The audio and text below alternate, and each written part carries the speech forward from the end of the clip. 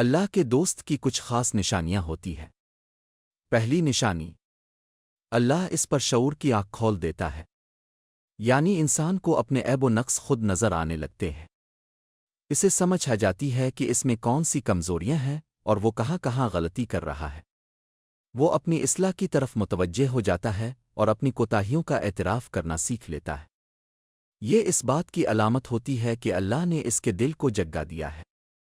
دوسری نشانی، کبھی کبھی اللہ انسان کو تنہا کر دیتا ہے۔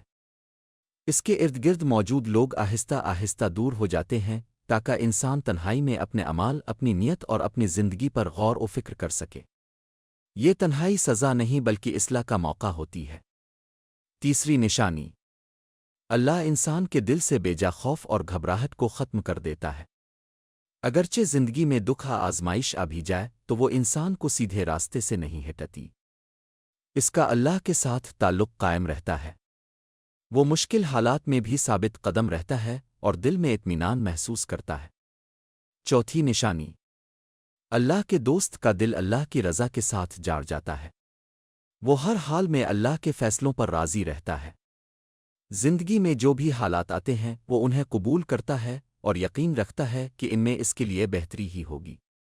وہ اللہ سے شک نہیں کرتا بلکہ خود کو بہتر بنانے کی کوشش کرتا ہے۔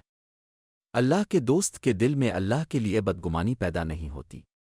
وہ کبھی اللہ سے ناراض نہیں ہوتا۔ اگر اسے کوئی تکلیف اور نقصان پہنچے تو وہ اپنے اندر جھانک کر دیکھتا ہے اور سوچتا ہے کہ شاید مجھ سے کوئی غلطی ہوئی ہو جس کی اصلاح ضروری ہے۔ یہ اللہ کے دوست کی چند نمایاں نشانیاں ہیں۔ اور بھی بہت سی نشانیاں ہیں مگر جو اس وقت ذہن میں آئی وہ یہی تھیں۔